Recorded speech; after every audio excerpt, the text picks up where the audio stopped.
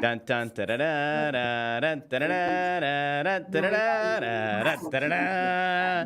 Welcome into Snow The Goalie, the only Flyers podcast, the People's Podcast, Players Podcast, Prognosticators Podcast, Pedialyte Podcast, the Are the Flyers Still Rebuilding Podcast. I'm Russ Joy, at Joy on Broad. Next to me is Anthony SanFilippo on Twitter, at SanFilippo with the hair growing back in. And over on the side, the man, the myth, the legend, number 6 in your programs, number 1 in our hearts, Bundy, Chris Therien, on Twitter, at CTherien6. Gentlemen, it has been almost 2 weeks. Is it 2 weeks or 1 week since we last spoke?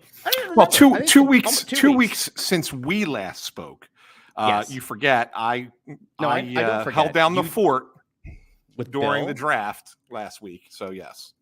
With you, I held down the fort and with Bill Meltzer. Meltzer and intern Andrew. You did a wonderful job. I listened to that show because I needed to have the reaction in real time, or at least the feeling of real time, as the Flyers traded down instead of up, made a pick. We'll get into that in a little bit, but thank you for holding down the fort, and great job, as always, to Bill Meltzer. And, of course, intern Andrew on the screen the whole time. What a guy. What a guy. Yeah, although we had Potato Cam going there for a little while. Struggled at the beginning, but it was all right. It was good.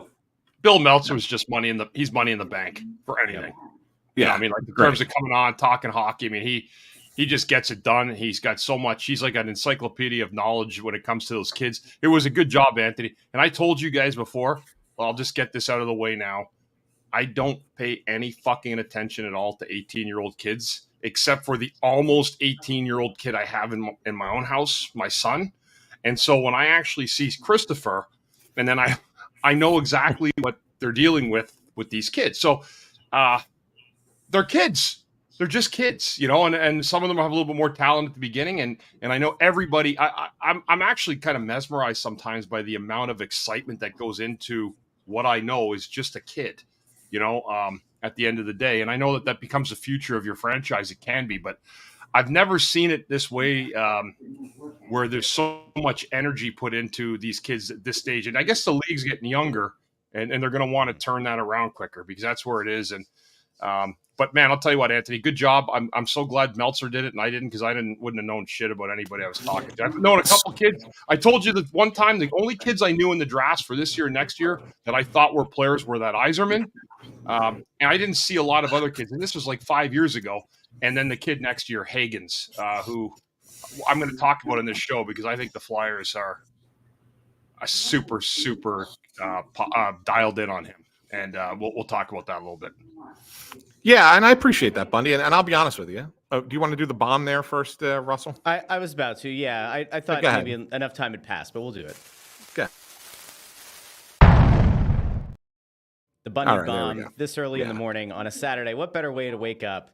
I mean, at this point, hopefully you've been up for a while, but if not, if you've woken up because you subscribed on YouTube and you rang the little bell to get notified whenever we go live, thank you. Yeah. Good job. By the way, before we go further, if you're on YouTube, which we prefer, YouTube is the best place for this. Sometimes we throw out polls. We do a lot more stuff over on YouTube, clips and the like. I would love to have more people hit that like button, because the draft episode you guys did had like 4,300 people watching on YouTube and like 156 likes. And I can't imagine that only 156 people liked that episode. So yeah, and we had a couple in the background. She's our fourth host today. We're having Maria and her mom are over here chatting in the background. There's more people showing up soon, so it's going to be crazy down here at the shore today. What I was about to say before, and I wanted to thank Bundy for the kind words about the episode.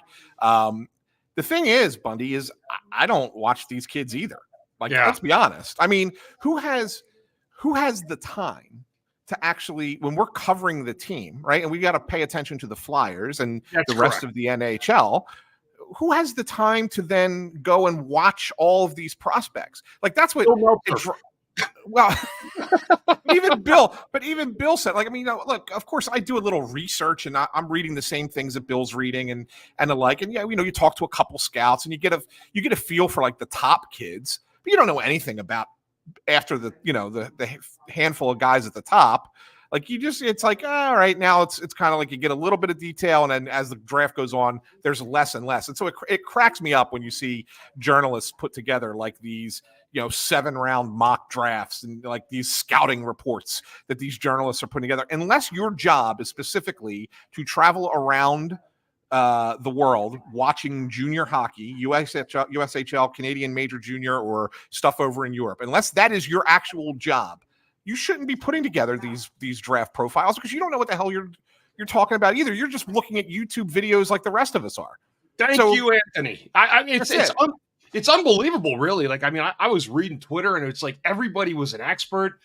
Everybody had a sentiment. This guy's going here. And you know what ended up happening? It ended up being another dud. Like, I appreciate the league and the GMs. Now, this the funniest thing is now, right, I'm absolutely, I don't need to say it. I'm certain that times have changed from how GMs have played the game because of social media, because of the interconnection between everybody. It just felt like there was a whole lot of smoke screens put out by a whole lot of people that felt like they were playing big boy games, but they had no idea how to really play the game or what they were doing in the game. And it's kind of goofy. But if that's how they're doing it now, I understand it. But most of the time when you see all these proposed, like you get some media guy out of like, I don't know, Ottawa, oh, we're going to get this guy because he's got a Swedish connection. Okay, great. Like if that's where we're going now, that may be the only way you're going to get anybody in Canada down the road anyways, if you got a connection to somebody. But it's just very, I just found it really bizarre. And maybe that's again because I'm a dad to a kid who's going to be 18 in 3-4 months.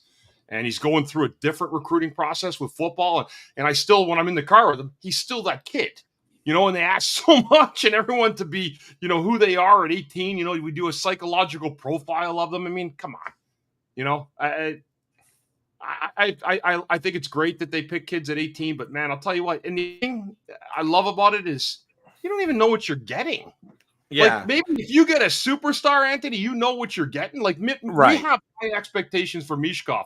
But if you're going to go like, let's take who was an example? Someone said Ryan Poehling was the 10th overall pick, right? A few years back. Yeah. He's a fourth line guy now. Like no one, when the Montreal Canadiens drafted him, they weren't drafting to be a fourth liner in 5 years. No, I mean, and he's an example of many. Yeah, I mean, look, most of your first round guys are NHL caliber. They're going to be NHL players. The question is how good of an NHL player are they going to be, right? Right. And the thing that I think that the problem is when we get so caught up in it because of what the NFL and NBA drafts have become. Right. And the reality of it is that, you know, they were the first leagues to kind of turn the draft into like a big spectacle.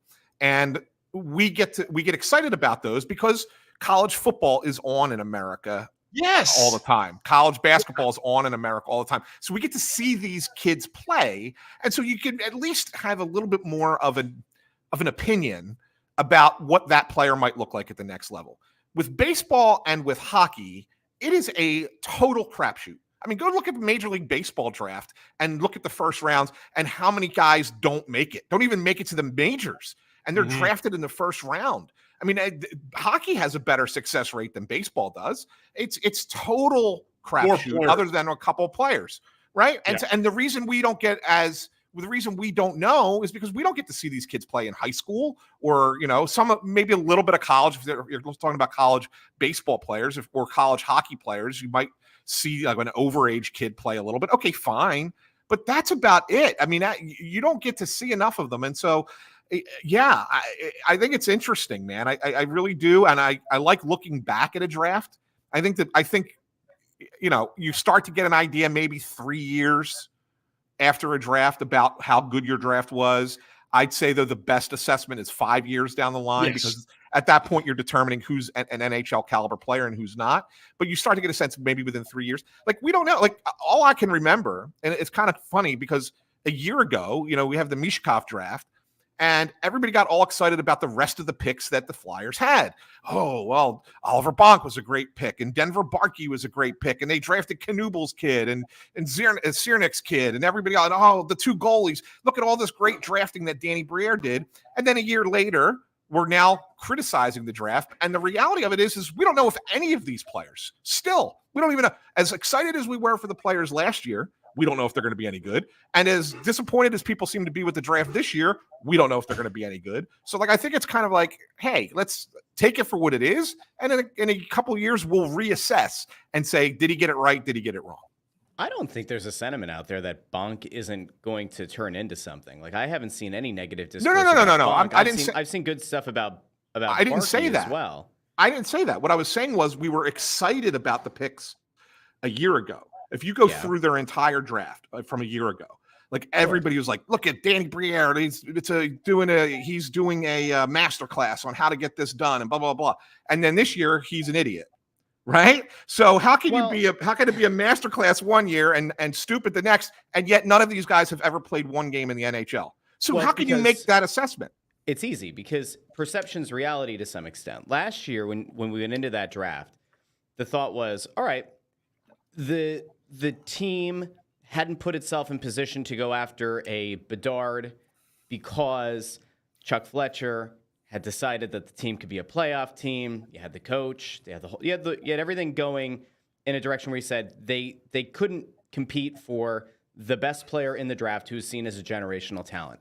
And then as that draft progressed and you started seeing Michkov fall, the perception around the draft changed because, as we've said many times on this show, Michkov, had he not been born in Russia, lived in Russia, all that, would have been the number 2 pick in that draft, likely. Some people want to make an argument he would have been number 3, but whatever. He wouldn't have been there at 7. So you benefited, and that, I think, kind of took the overall perception of the draft, and it flipped it on its head because people were so excited that this guy who shouldn't have fallen to 7 did. And that for once the team had a prospect in the pipeline that you could legitimately see a path to stardom. That is, I think, what kind of led people to thinking that last year's draft was maybe even better than it was, and it still might be a very strong draft. That's part of it. Part of it is also the new car smell because there was a new front office in place, and people were just excited to kind of purge what they viewed to be a very negative and underwhelming front office, which, in fairness, in a lot of ways it was. This year's draft is different because, I guess through no fault of his own, because he's not the one who went out and publicly said it, Danny Briere went into this draft with reports swirling that the Flyers were trying to trade up to 7 to Ottawa. They were trying to trade up to 4 to make a deal with Columbus. And that, like, as I was sitting here manifesting it, that you were trying to get to number 4 to Columbus, swap with Columbus, because Montreal wasn't going to allow a Russian player to evade them yet again. They weren't going to miss out on Demidov a year after their fans hated them for missing out on Michkov, right? So I think that there was an unfair expectation to some extent that the Flyers were going to move up and that it was a done deal and that they had the assets to go up and get the player. And in that case, it would have been Demidov. I think that part of what has also led to a negative perception of this draft is not only did they not trade up, but they traded back. In trading back, they let Bouillon get taken by Minnesota, and he looks like a very good defensive prospect, and that they took a player at number 13 that some pundits had around 18, 19, some had in the mid-20s, and that, I think, kind of got things off to a rough start. The parlaying of pick 32 to next year in a deeper draft and getting another first is an absolute coup. It should be celebrated. But I think that's why the perception is different right now. Fans had it in their minds going into this draft that the Flyers were going to trade up and get Demidov. They might have traded up to get Dickinson. They got neither. And it felt like, and we'll get into this, I feel like they hit a little bit of a panic moment when they traded back to 13. And I think if we had an honest, open conversation behind closed doors, they wanted to move down again from 13 because they could have gotten Jett Luchanko a few picks later. That's where I'm at. Well, I'm glad that you brought it up because I heard you do this on your new Russ Joy show where you absolutely wherever you get your podcasts. Yeah, where you absolutely criticized my take on this whole thing, and so I'm well prepared for this response. You make it sound like that they did not have this plan in place. Like, I can promise you, and you know who I talk to, I can promise you that they were more likely to trade down, and they knew they were more likely to trade down a week before the draft. They knew it, okay? Were they going to try and get up higher? They were, okay? But they couldn't. They didn't want to they didn't want to go. They wanted to get high enough to try and trade for Demidov. Obviously, a lot of teams were trying to do that. Columbus talked to several teams. I honestly thought they were going to take a deal that Carolina had offered that they ultimately decided to not take, and they took Caden Lindstrom. They didn't even take Demidov, right? They took somebody else instead. Columbus did. So it makes you question Columbus's the way they do things. But then they said, okay, so here was how they had it mapped out. Either we can get up to 4 and get Demidov, long shot, but we'll give it a try. We'll stay where we're at. Of course, they try to go to 7 originally, but that was scuttled when Ottawa traded for Linus Ullmark, right? So that wasn't trying to get up to 7 for Dickinson. That was trying to get up to 7 so they have a better chance to get to 4. Let's be honest, okay? Yeah. That stay where we're at 12. If Dickinson falls to us, great, we'll take him. If not, the next guy on our list is Jett Luchanko. And we feel like we can trade back. Now, there were opportunities to go further back than 13. They weren't trying to go 13 and then go back again to 16, because I think 16 is where that was the spot. That was St. Louis wanted to trade up for Zeev Buium. But they were concerned that either Buffalo at 14 or Detroit at 15 would have taken Luchanko. They weren't sure on Buffalo because they knew Buffalo also liked Hellenius, who Buffalo ultimately drafted. Okay. So they weren't sure on that one, but they really felt like Detroit was going to take him. And so, or there was a chance Detroit was going to take him. And so there's a lot of intel that goes on in advance of the draft. That's how they knew Demidov would be there at 4, because they knew who Chicago was going to take it to. They knew Anaheim. Well, they were kind of surprised, I think, by Anaheim taking Beckett Seneca at 3, but they thought Anaheim was taking a defenseman at 3, right? So there were some things. So you kind of ask around and see and get some feelers out there, who's going to take who. And there was a worry that Detroit would take the player who they wanted next. So that's why they didn't trade back to 16, because then they wouldn't have gotten Luchanko, or there's a chance they wouldn't have gotten Luchanko. They liked him. This was not a panic move. Now, do I think Jett Luchanko is going to be a star player? I have no idea. I don't have no clue what he's going to be. I know some people say, oh, he's going to be a third liner in the NHL, ceiling of a second line center. Whatever. Okay, fine. Whatever it is, it is. But the reality of it is that they think he's going to be better than that. That's what so you got to trust your scouts. It's something that we used to criticize Ron Hextall for because he didn't trust his scouts, right? Briere is trusting his scouts, and they liked this kid Luchanko enough that they felt that they could take him there. Whether they were picking him at 13 or 16, what's the difference? He's going to be either good or not good, regardless if you took him at 13 or 16 or 18. Yeah, I right? agree. I agree. You're totally right. Matter. That's what I'm saying is, like, again, there's nothing to do with Ryan Poehling. I just heard his name the other day with the 10th pick. So I'll use that as an example. When you used to draft the 10th pick, right? Back in when it was the 10th pick was that you would have that player plugged in either one of your top 2 lines. Like, that's what you thought you were getting. There wasn't as many teams. There was probably, 21 teams drafting forever. So I think from that standpoint, you look at it like that, but I'm with you, Anthony, in a sense, like you're saying, like, I just can't get too horny over the 13th to 17th pick in the NHL draft. Not that there's anything wrong with that. I'm sorry. I just can't. We didn't need sound effect for that. Yeah, I know. I can't get all excited and everything. And, It's actually a great moment for us to introduce our new sponsor, Blue Chew. I'm just kidding.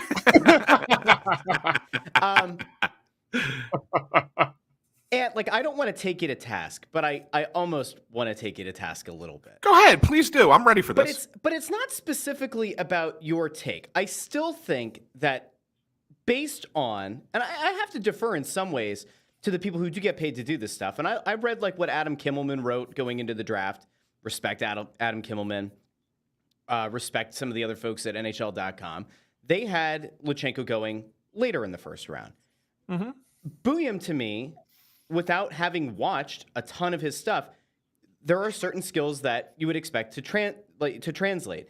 Luchanko is known as being this guy who has elite speed, can handle the puck at top speed. It's not like he's just a straight line skater, and then when he actually has to make the decision, he can't do it. That's the one thing you can hang on to. I worry about the fact that he appears to be an potentially undersized center, and that if he can't play center and he plays wing, that to me changes the calculus on how valuable it was to have him there. I'm not going to sit here and say that Hellenius was absolutely the pick because he happens to be one of the youngest players to ever play in the Finnish league, and the fact that he was one of the youngest to play, I think, for the national team.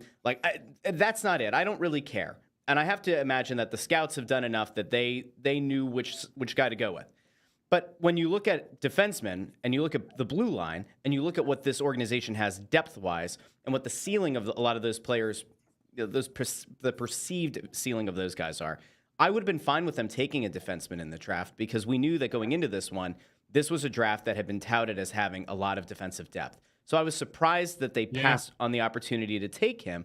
And he, it would appear, is a very good puck-handling defenseman, and that he could perhaps be somebody who could contribute in a meaningful way. It seems like the Flyers went after Jett because of the speed and because they think he can help on the power play. We have no idea if that's going to come to fruition. Russ, I just want everyone to know that I said I don't get too horny over 13 to 17 picks in the first round. Yeah. Yeah, okay. That's what I meant. And I never will. Ever. Okay. Yeah. Okay. Now that we've gone back to that. Here's my problem, Ant. Yeah. It's not even about the selection. It's about the position that you ended up in. And I hope that if nothing else, because I am concerned about the direction that they appear to have gone in, and we have to transition at some point here to like some of the signings that they've made, the re-signings they've made. Mm-hmm. This draft should be a warning sign to this organization for what cannot happen this year. The Flyers' inability to move up to number 4 is due in large part to the fact that Columbus did not want to move back to 12. And as you had pointed out, maybe the move up to 7 would have been to make it easier to get that move to convince Columbus to move back. When you come back to what this past season was, and it was supposed to be year 1 of the rebuild, and like whether you want to call it a teardown, a retool, whatever it is, the Flyers, because they played this game of trying to make the playoffs, and they did, and this coach did, they actively cost themselves, I would argue, the ability to go up and make a move to get a guy that I do think has star potential in Demidov. And whether anybody wants to agree with that or not is fine. But I do think that this is one of those times where we have to look at it and say, this is why so few teams in the history of the league have been able to, quote unquote, contend for a playoff spot while also being in position to get star players in the draft. This cannot happen this upcoming year going into a better draft. So I'm glad you brought this up too, because I knew this was coming as well. The reality of it is, when you look back to the start of last season, the Flyers had no intention of being that competitive going into the season. The league, the conference fell back to them. Let's be honest about it, okay? They did not intend to be contending for the playoffs. If you go back and listen to everything that they said, they all said it all the time. We're not a playoff team. This is a rebuild. We're going to take it. It's not like they were gaslighting us and then making pretend that they were rebuilding and then they were going to go for it. They even traded one of their best defensemen at the deadline, right? Just to show you that, hey, even though we're playing as well as we are, we know that this is about the future. This isn't about right now. So you had a bunch of teams that were underperforming in the Eastern Conference, and the Flyers just happened to be there. I mean, they were a mediocre team because the rest of the conference was mediocre. If the rest of the conference was better, the Flyers would have been at the bottom, right? Yeah. So yeah. It just got to a point where it's like, well, shit, we're still in this thing. We're still in this. Give it a shot. Why not at this point? Because you weren't going to fall back to as bad as the teams like Columbus and Chicago and San Jose were. You just weren't, because the conference was so bad. You weren't going to get that bad to be able to pick. You saw how the lottery went. Nobody moved. The lottery, the way the NHL lottery works, nobody ever. It's stupid. So they basically end up in the same spot that you finish. So at that point, you're like, well, shit, we might as well go for it, because we're not going to be top 4. We're not going to get into the top 4 in the draft. So might as well go for it. At some point in the season that happened. That wasn't the plan going in. But we have, in fairness, though, Anthony, we've laid this out to our fans, talking about the Torts effect. It's happened 2 years in a row now. It really has. I'm gonna sit here and I'm gonna give a little clap here to Torts, right? I know he's not our biggest fan, and that's fine. But what I will tell you is he's made the team better. If you want a chance to win the cup, you've got to pick super, super high one of the years. You do. You have got to have one of the top 3 picks, preferably 1 or 2. I know the Flyers people say, well, we had it with Patrick. Well, I got news for you. We don't have it. So he's gone. That's the problem is spinning around. And I agree with you. If Torts made the team better than they're supposed to be 2 years in a row, he has garnered them points that they should not have gotten or would not have gotten without good coaching to raise the bar for the team on a competitive level. It wasn't the skill that got elevated. It was the compete level through a bulk of the regular season. And that's why the team played the way they did. Now, what happened late, we've talked about it. I don't want to keep regurgitating it. I put most all blame on Torts for what happened. I think there was just an absolute mess the last month of the year. I think it was one of those things where you go start a fire and then you pretend you're the fucking fireman with the hose. Oh, where's the fire? Oh, is there a fire here? It just, none of it looked good. It was an embarrassment, to be honest with you. And the players, I'm going to be honest, we talked about this too. I know what they've said in public and in private outside the rink. I don't need anyone to tell me different. I know what's going on. That being said, you ended up picking 12th. You could not move up. You're never going to move up in the times there are today, guys. There's not enough good players anymore. All right, that's a fact. All right, now you're going to have a deep draft sometimes where you're going to have better than 8 or 9 players that maybe you forecast. But the bottom line is this. You are not going to get 32 studs in the first round. The draft falls down lower and lower as you go, and it becomes more of a crapshoot. The good thing is that there's 32 teams. There's tons of jobs, tons of availability to play. But that's really where they're at. If you're going to get the 12th pick in the lottery and your expectation is to go up to 3 or 4 just to trade players and picks, that is probably an unrealistic look at it. So what I think, this is just my guess of what the Flyers are going to try to do.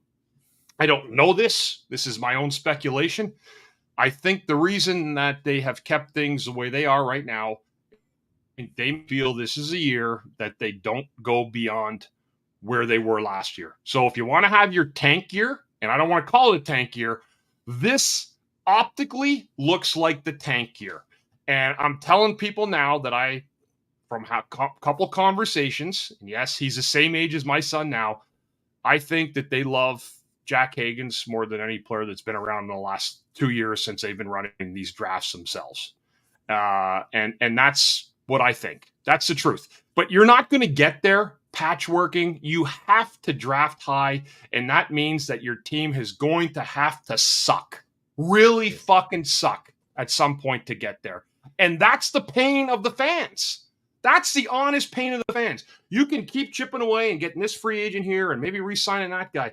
But until you really go smack down at the bottom of the draft or get super lucky, picking guys at 20 or 16, then that's what you're up against. And that's just the hard truth. You could sit around and there's flowers out there and smelling great and everything, but it doesn't matter. Until you have 1, 2, or the 3rd pick on your team in the draft, in a good draft, that's how those teams end up going on to win the Stanley Cup. It happens year after year after year. All the bullshit data that we get sent about hockey, it's meaningless. Just look at the players on the teams that have won cups. How many have had the number 1 pick? Almost every one of them. Aaron Ekblad this year. Matthew Tkachuk was a 4th pick, but he was a stud. Okay. Let's read this one. Go ahead. Yeah, because I actually have an issue here. CJW over on X. By the way, if you're watching on X and you want your comments to show up, you have to click on the video and deal with it like what Periscope used to look like, where you can see if somebody sends hearts or whatever. You have to go in there to do it. Otherwise, you're just replying to a thread. I learned that with the other show. I just read this. CJW says, Bundy, I disagree with your complaint about Torts. He's teaching the players they have how to play better. It's Briere's job to add to the group. Why hold a placeholder to coach the team badly and tank that way? You might be a top 2 or top 4 by tanking, but the roster is weak. What's the point? Let Briere do his thing. Let Torts be Torts. Yeah, okay, but what did Torts being Torts last year? So listen, there's only one way if you're the hockey team that you look at the positive at the end. You can come out and say, oh, we had a great year. We took strides, but we're picking out of the top of the draft. So the benefit of having Torts was, okay, we elevated guys, played better. They played better because they were scared. They needed to play their game or they're going to end up in the doghouse. That was pretty well proven. And if you're not going to make the playoffs, right, where there's a lot of money at stake for one round, then you sure the hell can't tank out in the last 12 games of the year. So, yes, and again, I'm not taking a shot at Torts. In a way, I'm celebrating him, but I'm just saying again that he was never the right coach for this group. And I don't need any GM to tell me that. He just was the wrong fit. It was a Chuck special. And as we said it, this team had nothing. We were going with 3,500 fans in the building some night, and we signed the best free agent we could, and that was John Tortorella, so everyone could look at his nice little face behind the bench and yap at the media exactly like he did. That kind of sells for a bit. But that only works for so long until you have to get talent. Mishkov's a great start. But he's one guy. Really was. Because let's say, I mean, it was an amazing because he could have been. Well, wait a second. Now, this is where I'm gonna intervene. Okay. All right. Because you say, oh, he's only one guy. It's only one guy. But all we're saying all along is you need to every one of these championship teams. They all have that one top generational player, top 5 pick, whatever. Okay, so Mishkov was 7. All right, but the reality of it is we all know that any other year. Yeah, I just said that. 7. He's probably number 2. No, he's getting offended because I said he's one guy. And, he's the guy. So you got that guy. You're hoping he's the guy, and I want to believe that he can be the guy. I would also like to have 1 or 2 other players who are somewhere around what that perceived level is. Who wouldn't want to pick 1, 2, 3 every year for 5 straight years? Who wouldn't? Of course you would want that. Of course. I'm not advocating for that. I'm saying it's not realistic. There's a pain trade-off, though, Anthony.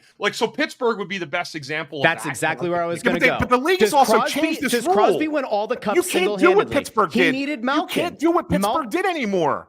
You can't do. They changed the rule. You can't. If you can only pick twice every so many years up that high. They changed the rule. You can't do what Pittsburgh did, where you were bad and get Fleury, Malkin, Crosby 3 straight years. You can't do that anymore. So you've got to hit when you have the opportunity. You also have to put yourself in position to be able to draft somewhere in the top. So let's look ahead. Okay. Well, hold on. I want to go back to that guy's comment really quick because I think that we can turn because there's a lot of promise around 2025. I want to finish this negative before we get to the positive. The reason that I have a problem with the line of thinking of the guy on X who went at Bundy there is. Culture is important, but when you're actively talking about a team that has a ton of players who won't factor into what this thing is going to be when you're ready to flip the switch, the culture is being used on players who aren't going to play for you. And so I genuinely don't give a shit. Your culture only matters to me if you are 1 or 2 pieces away and you're trying to take a team that already has that good young core in place and you're trying to teach them how to win and you're going to flip the switch in a year or 2. So many of the guys that are on this roster right now will not be part of that. And that, I think, is where I just have the general issue. What's the face? They've had conversations. They've had conversations about some of the young guys. And there are a bunch of vets on the team who can't be here when this thing is ready to flip. They've had talks about, and teams have been interested in Farabee. They've been interested in Frost. They've been interested in Laughton. All 3 of those guys, if they were sent away right now, it wouldn't change anything about the trajectory of when this team is ready to be what you hope is going to be a Stanley Cup contender. You can right now, and Laughton is the number 1 where I come back to 2 opportunities last offseason and around the deadline to make a trade for a high pick, at least 1 high pick, whether it was this year or next year or 2026. Him being on this roster serves little to no value to what this team is going to be when it's ready to flip the switch. I liked Joel Farabee as a player. I think that Joel Farabee has shown you what he is going to be. I don't think there are 2 more levels he's going to go up. Morgan Frost has shown you that under this coach, he's going to be what he's going to be. I don't think there are 2 more levels to it. If all 3 of those guys are gone, I don't think it changes much. So culture, that's fine. Garnet Hathaway isn't going to be a long-term piece here. Sean Couturier might be a long-term piece here just because of the contract. Travis Konecny, who we've had this conversation about for weeks now, is either going to be signed to an outrageous deal, possibly, or maybe the team considers putting him on the trade market. I just don't see what the thought process is here. If you're going to keep rolling with this coach and culture, and next year you're drafting at 12 again, you done fucked up, Ron.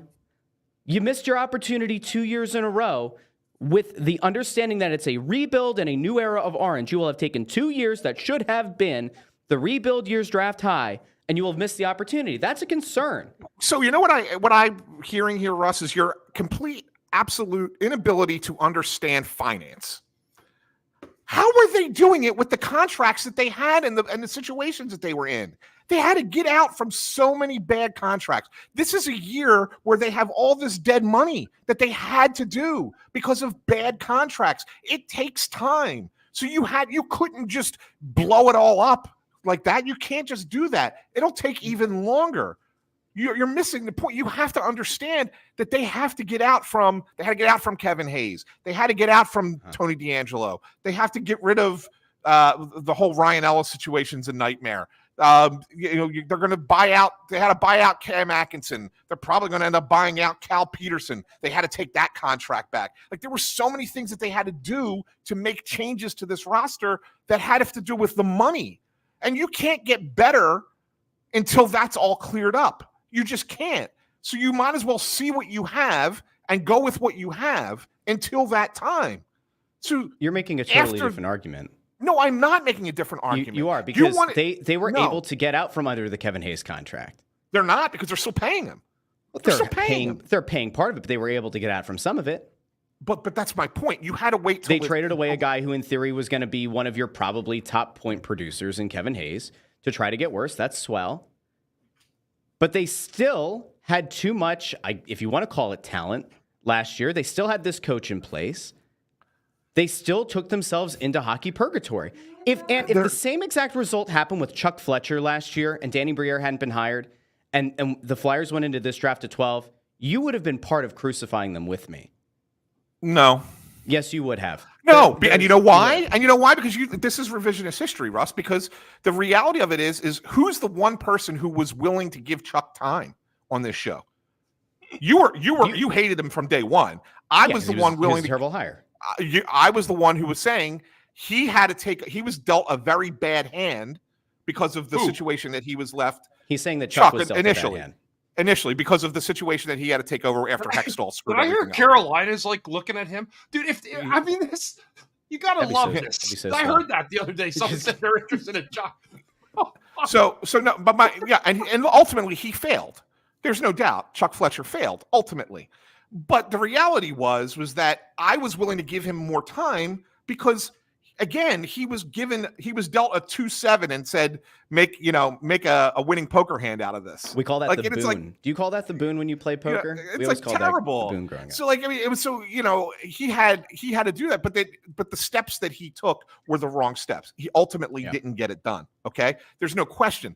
So when you sit there and say, well, if this was Chuck Fletcher doing it, if it was Chuck Fletcher who was still failing after 5 years, then yes, I would be criticizing him with you. But if it was Chuck Fletcher in his second draft after taking over for the mess that he took over, if you go back to where I was with him at that point, no, I wouldn't have been flaying him. I wouldn't be burying him because the situation is bad that you had to take over for. So that's the result was the same. I don't think it mattered who the GM was this past year. The result was the same.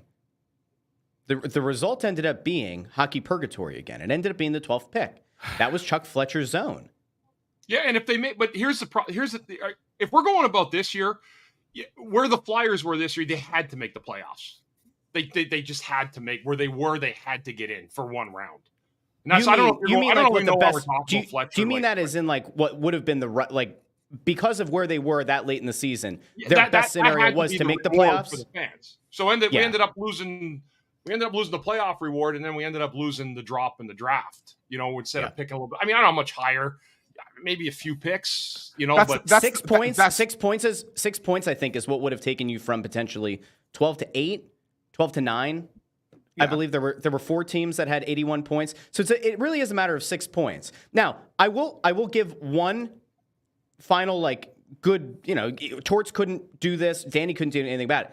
The goaltending that the Flyers had at the start of the season between Hart and Ersson was so much better than anyone could have anticipated. They didn't pick up as many points as they did early on because they had an elite blue line. Their goalies did an absolutely otherworldly job. It was almost akin to what the Phillies have had with their rotation this year, where you're getting all these contributions in ways that you don't expect, and it's just 10 levels above what you expected. Maybe I took us too far back to last year. My main point has been, I hope that 2023-24 informs every decision that Danny Briere makes going into the 24-25 season. You cannot 1 year from now be sitting in the same position where you just missed the playoffs and you're picking at 12, even though next year is a better draft. And number 12 next year might be what would have been like the 6th overall pick in this draft. You simply cannot put yourself in that position. So now, like, let's look ahead to next year. And tell everybody about what the Flyers have draft pick-wise for the first 2 rounds next year, because it's massive. Three firsts, 3 seconds. Like, they have 6 picks in the first 62 picks next year, whatever it is. And the firsts right? belong to whom? It's their own. The Flyers pick? They have Colorado's, and they have Edmonton's.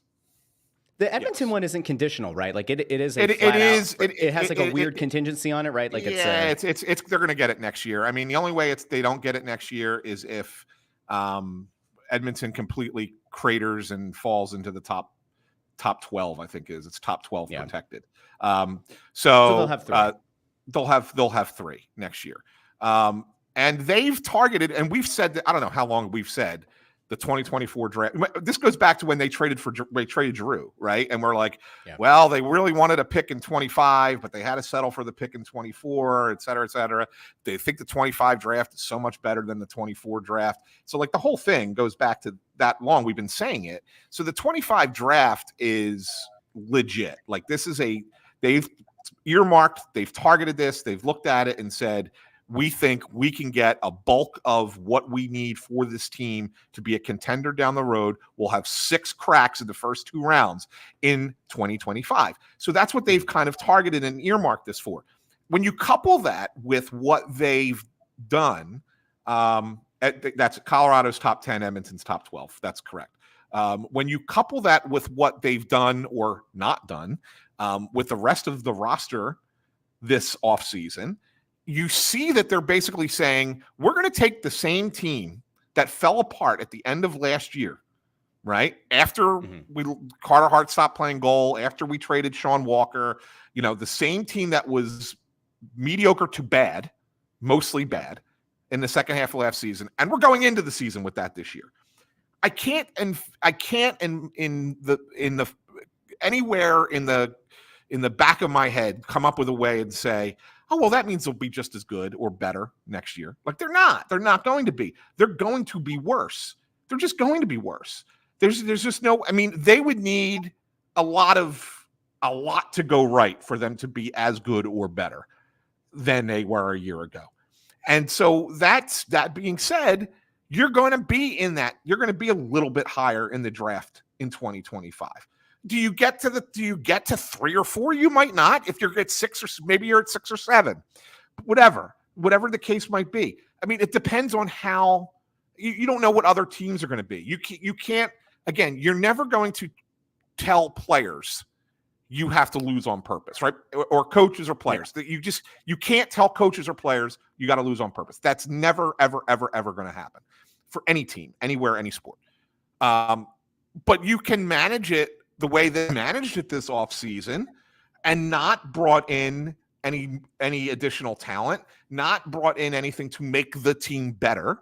And hey, if we happen to get a little bit worse, then we happen to get a little bit worse. Do you get as far down as 1, 2, 3? Maybe not. Maybe you do. Depends on what else. Depends what the other 31 teams do in the league, right? Maybe you get that far down. But the reality of it is that they looked at this draft and said, this is where we're going to make our bones. And even if they're at 6 or 7, do they feel like, hey, we can get into that top 3? Maybe we move one of those picks, those extra first rounders, or maybe a first and a second and get up as high as we need to go. Like there are things that you do like that they've positioned themselves for. Now, if we're here a year from now, right, and they're picking at 13, 23, and 28, 26 or something, whatever, right? And it's the same thing again. They just missed the playoffs. Oh darn! Then I'll sit here and say, you know what, guys, I was wrong. You guys were right. Yeah, they really screwed somebody this up. bookmark that. Can somebody please make a note of that? Allison, bookmark I think, is listening. Find it. Allison's our number 1 record keeper. Please bookmark it if that's the case. I don't see that happening. I just don't. I don't see it. I'm sorry. I think that this is exactly what you've been screaming for years about tanking, while this isn't quote unquote tanking, I think that this is what the closest thing that they're going to get to. And it's going to be exactly what you've asked for, that they've put themselves in a position to get a lot of players, a lot of assets.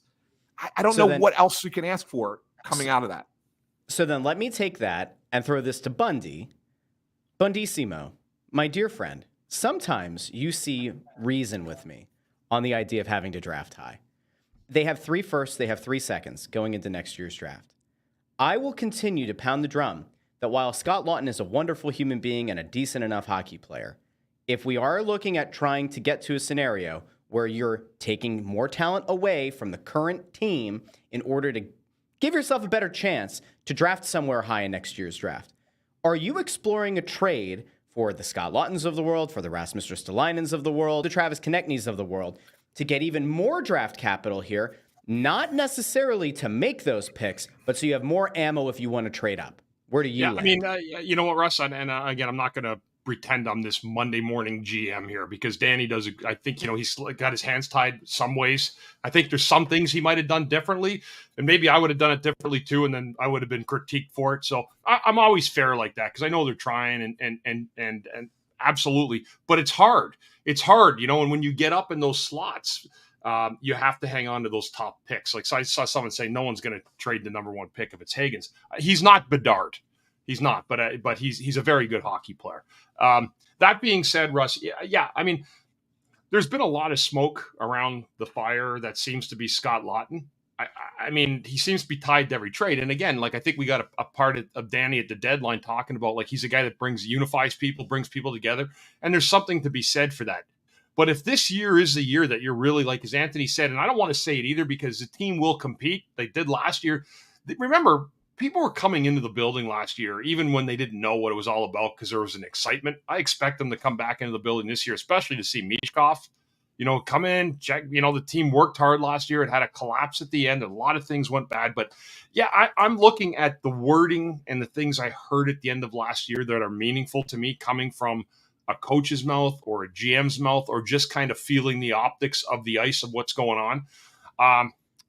TK, I have a little nugget on for everybody. The 2 guys that I'm surprised are still here would be Farabee and Laughton. I think that based on the fact that Laughton's been here, he's had a great run, been a great guy, but he could be an asset for somebody else that you can get a pick back for.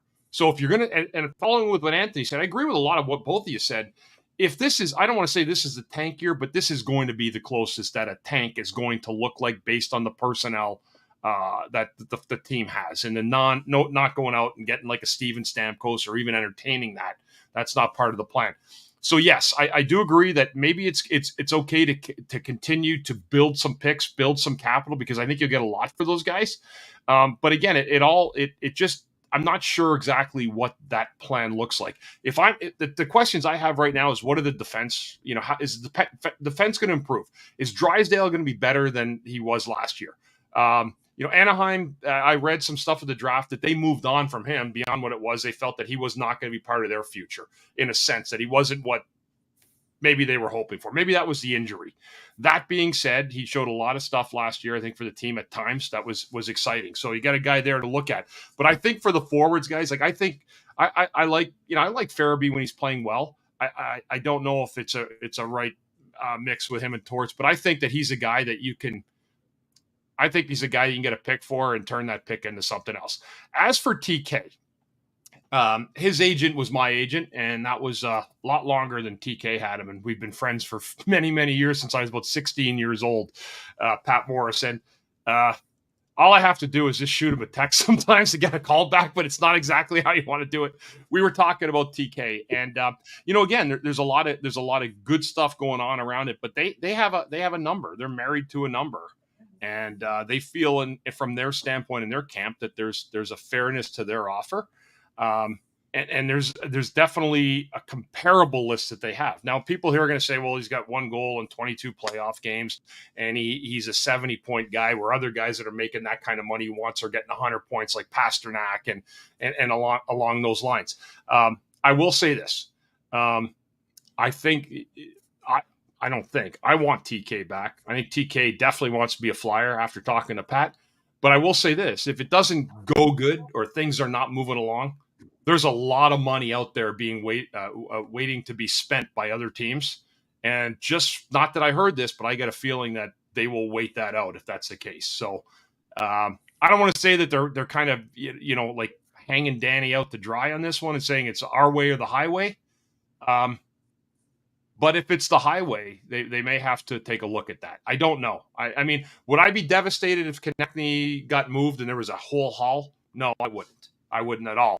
But if you are going to sign him and he's a good guy and a good player, I like Travis, then figure out a way to get that done without it dragging on for long and it absorbing a bulk of the conversation.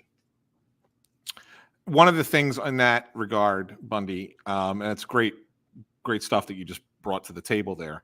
But one of the players that I think is worth doing a comp for, and I'll ask this question: is Travis Konecny a better player than Elias Lindholm? I think he is. I think he is. Yeah, I do. Elias, a little bit. Elias, yeah, I agree. And they're similar age, right? And I think Konecny's a better player than Lindholm. And he just signed a 7-year contract with a cap hit of $7.75 million with Boston. So Konechny's got to be above that. So that's the floor, okay?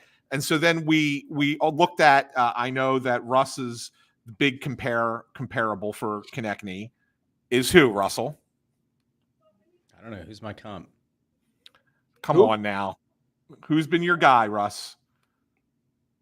All along. I don't know. Who did I compare him to? I compared. I brought up what happened Sam with the Reinhart deal last week. Yes, Sam Reinhart. Okay, who got 8.6 in Florida, which again as we've discussed is part of that is because you don't pay taxes there. Taxes is part in it. He might have taken a little bit of a discount because they want to build a dynasty down there, and good for him. Good team guy. Yeah, so I mean he's probably a little bit higher. That he probably deserves a little bit more. So you sit there and go, okay, Konecny should fall somewhere in the middle. And that's probably what we all think. I don't think anybody disagrees that Konecny should probably fall somewhere in the middle. But then you're looking at still something that's close to $9 million a year. His ask is a little higher than that right now. Okay. And he wants the full term. He wants that full term because that's what these guys are after, and that's what these guys are getting. 8 years, nothing but 8 years, right? Ant? Yeah, they all want the full term, and they're all going to get it. They're going to get it somewhere, right? All these players are going to get that full term.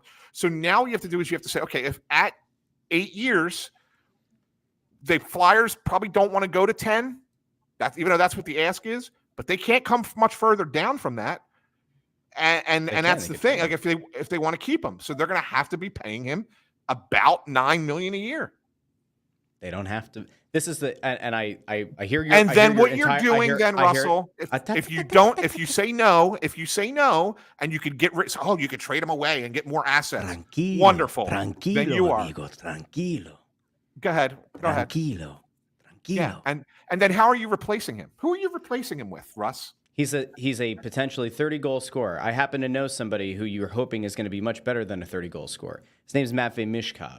Yes, but you can't. Didn't you say earlier in this show he's just one guy? I'm saying he is. He's one guy. You need more than one good guy. So again, while you're trying so we're going to trade away the more. Then we're going to trade away the more than one good guy. Let's just play a little fact thing here, Anthony, without getting your whatever rose-colored, your burnt orange glasses. Take them off for a second. It's not burnt orange glasses. I could make the case, Anthony, that if you trade Travis Konecny and you get multiple assets back, and it allows you to trade up in the draft, or potentially to get a pick in a 2026 draft that might also be beneficial.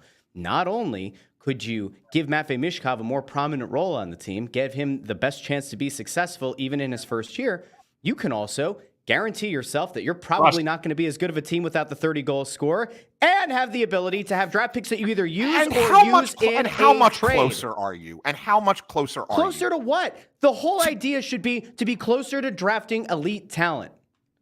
Hey, Travis Konecny doesn't help you draft. You want to hear about talent. elite? I'll tell you about elite right now.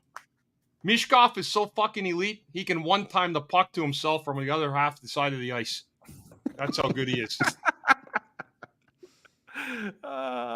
You get nowhere closer. Russell, by doing that. All you do is you're punting. You're pushing it further down the line. And you might be okay with that. You might be okay with that. But I'm not sitting here saying I want to wait 10 years before they're good. I don't want to wait that long. Buddy, you've been waiting more than 10 years for them to be good. They've been a purgatory team for a decade. What the hell are you talking about? I don't want to wait 10 years. And if the Flyers did a lot of what you want, they would just be in hockey purgatory for another 10 years. You're freaking insane. I'm not saying 10 years. I'm not. But that's how I'm long a human being who has been treated to mostly bad Flyers hockey my lifetime.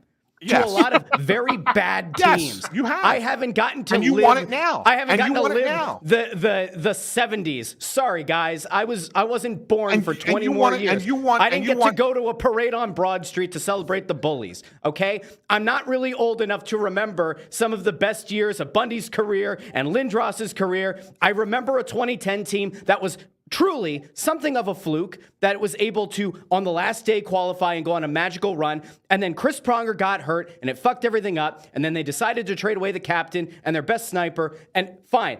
I have mostly in my life as a person who supported the Flyers, now covers the Flyers, I've not been treated to particularly good Flyers hockey. So yes, call me crazy that when I saw a new GM get installed last year, I said, this is the perfect opportunity because with every franchise, when you replace the GM and your team has been stuck in purgatory or bad, they are given at least 2 to 3 years to be bad and to try to draft high. And again, they didn't do it last year. They have the opportunity here with a few moves, trade away a Laughton, trade away a Farabee, maybe even consider the haul that you could get for a Konecny. Get yourself the draft capital to either draft at those positions or make a trade. Make some hockey trades. I feel like for the last 18 months, I've been told hockey trade, hockey trade, hockey trade. They're not making hockey trades. This is what the deal's going to come in at. That's my guess. 8 by 8.5 for the people who listen to the podcast. I just can't get. I mean, you got guys giving, states with lower tax fucking home deals now. Like, I mean, Hedman makes less than Sanheim, for God's sake. I mean, if you really boil the number down, I mean, yeah. He took us home $8 million a year for 4 years. What a deal like that is for that. But I don't know, Russ. I know what you want. You can't trade everybody, buddy. You got to have some people on your team, But you can make a few trades here of guys that I don't think ultimately either fit your timeline or aren't necessary. You make that seem like it's an easy thing to do. Correct me if I'm wrong, Ant. The Flyers have had an opportunity. They had an opportunity last offseason and around the deadline to trade Scott Laughton. They did. If they had traded Scott Laughton, they would have been a worse team than if they had him. Not necessarily, but okay, fine. I'll play along with you. I mean, come on. The last when Couturier really fell off the horse, the last 18, 20 games of the season, Laughton was put into his role. Laughton played well. Laughton played well for a stretch. He played horribly at the start of the year. He played very well after the deadline for a stretch, and then he fell off too. I don't know. Maybe they're a little bit worse. But go ahead, continue. That's it. I can just make that one guy. So we're going to sit here and we're going to blame the entire lack of a rebuild over one guy. I keep saying 3 or 4. You keep getting upset about 3 or 4. So what I'm trying to say to you is that they've had opportunities to. You say that they've had opportunities to make these trades, but what if you're not getting any offers back that you think are fair for these guys? I mean, you got to remember. You make it seem like it's a piece of cake. This isn't fantasy sports. This isn't Russ calling his asshole buddy and saying, "Hey man, trade me your Hey, don't call Buddy an asshole. That's rude. Yeah. Trade me your best player for my best player because that's what we do in fantasy sports. And I'll buy you a beer." That doesn't happen. And this is like, have they put Farabee's name out there? They have. Have they gotten responses that they want to get for him? They have not. They put Morgan Frost's name out there? They have. Have they gotten the responses that they want for Morgan Frost? They have not. So the reality of it is that it takes time sometimes to get what you feel you need to get for the player. I'm a little surprised that Laughton is still on this team on July the 6th. I am. But he's the only one that I'm a little bit surprised about. The others I'm not. And I'm not saying that look, they agree with you. They would trade Morgan Frost. They would trade Joel Farabee. They would do it if they felt they were getting the value in return, but they're not getting it. They're not getting it from anybody. So until you can, you have to keep on keeping on with what you got. You don't just say, all right, let's just get rid of the guy for less because we want to get rid of him, because we want to make a trade. And that's just not how it works. I think you're fair to say that they should hold out until they feel like they're getting the value back for a Farabee or for a Frost. I think that's totally fine. My whole thing, the reason I keep coming back to Laughton, is there's a little bit of an error in something that you just said about Laughton and about fair value. Briere admitted around the trade deadline that they had received an offer of fair value and that teams were offering fair value. But they didn't want to trade Scott Laughton for fair value. I believe Briere's exact quote was, "We want to trade him for more than fair value." I don't know if that's because there's a personal connection there. I maybe that's the one time where Danny was blinded a little bit by that connection. But that is a guy who you had an opportunity to trade for a decent draft asset, at least once. He serves no true role on this team to making this team elite when they're ready to flip the switch. You want to make the case that Frost should center Mishkov, or maybe they're going to make the case that Laughton is going to center Mishkov because he's a more responsible two-way guy. Somebody has to say it publicly. Put out there, like, you don't have to say, hey, the reason that we aren't trading a guy is this. You come out and you say at the next press conference or whatever, sometime this summer, we really believe that Scott Laughton is going to be a valuable asset to our team this year because we think he's going to be critical for Matvei Mishkov's development. That's it. That gets all the heat off the organization again.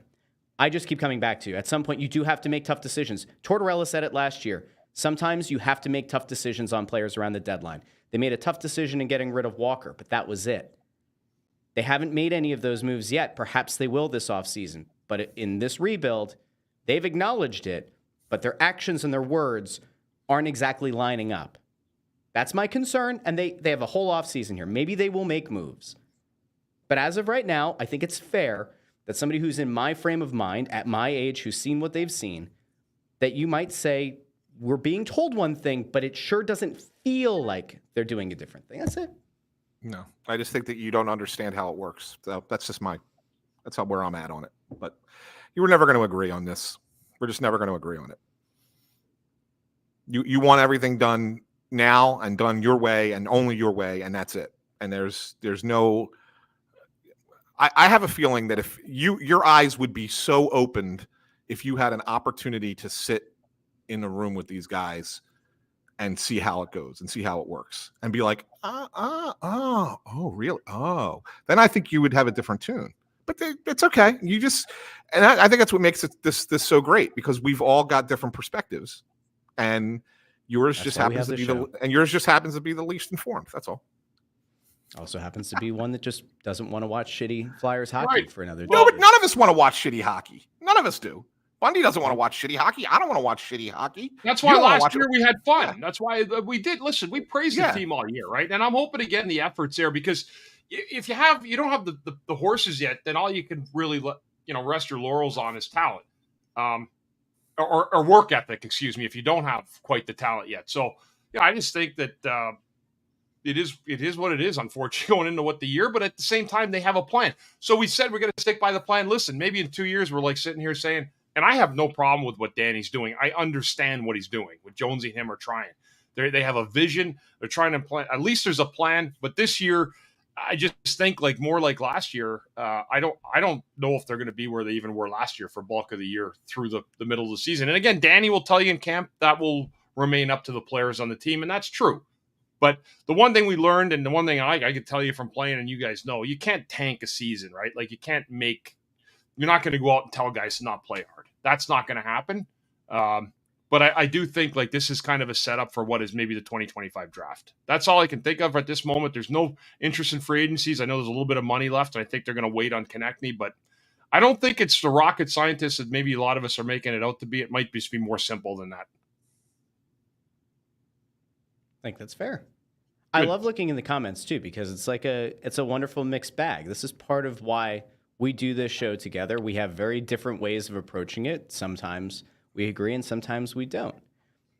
I'd love one of two things. Flyers either make some moves, and they're an absolute dog shit team. We go down there every night, and we're watching the kids play. Some of them prove that maybe they are actually better than the organization thinks. Some of the young guys might end up playing really well for John Tortorella, and you have found money, essentially. I would love to see that. Or that at some point they flip the switch and they're able to get a free agent in here and they're able to make some trades and they can have a good team. Last year was a thrill. Getting to actually cover a team for a bit that did feel like they were poised to make a playoff run, a very unexpected one, felt great. And then the bottom fell out, and then it was almost like you're left with a total sour taste. It's like having a surprisingly good appetizer, a great main course, and then the dessert comes out, and like the souffle kind of fell in. Or the ice cream was a little bit too icy. So I do have one question here before we go. Who centers Matvei Michkov this season? If you had to put money on it right now, who is his center? I mean, it's really what? Couturier, Laughton, or Frost are probably your top three options there, right? I would say it's probably going to be Frost. Yeah, at least at the beginning. Yeah. At least at the beginning. I mean, I'm sure he'll have multiple guys do it, but I think Frost probably the beginning of the season, assuming Frost is here. Yeah. But if not, then probably Coots. But so, does that mean Michkov plays top line with Coots, or is Coots the second? Well, center? I think eventually he's going to get to the top line. They're not going to start him there. He's not going to come in first line center day one. Or first line winger day one. I don't think that's the case. But I do think that at some point he'll play with him. Yeah, for sure. Interesting. But yeah, very interesting. All right. Great job. Let's see. Good stuff, Russ. You better wrap this up because Maria might start hating you again. I can't live at the whim of Maria. You're the one who has to keep her happy. You can't live at the whim of Maria, who's standing over my shoulder, waiting patiently to go to the beach. That's your problem. You're gonna listen. You go have fun on the beach. Make sure you don't burn. Bundy, make sure you don't burn. I won't burn. Well, I'm not gonna burn. I'm not gonna burn, Russ. Okay. Well, great seeing you, Russ, and we'll catch up again soon. That's right.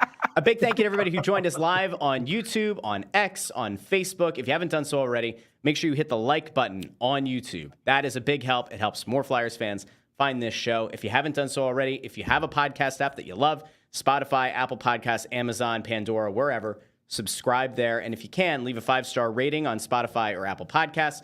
And what we'd even like more than that is if you go over to Apple Podcasts and leave a 5-star review. We'll read it on the show. Lee C is a wonderful person, and I swear Lee C leaves a new review every time. I don't know if it screws up the algorithm. I don't know if it's helping us. I don't know if it's hurting us, but Lee C is committed to that. Lee C did tell us, though, guys, I forgot to mention this, like 2 or 3 weeks ago. We said, hey, we might do some stuff on the YouTube channel at some point next year. We might do like a membership thing for like some additional content. And Lee's like, I'm going to unsubscribe from everything if you start charging. Lee, I'm just going to let you know this. We are not going to make the main show something you have to pay for, all right?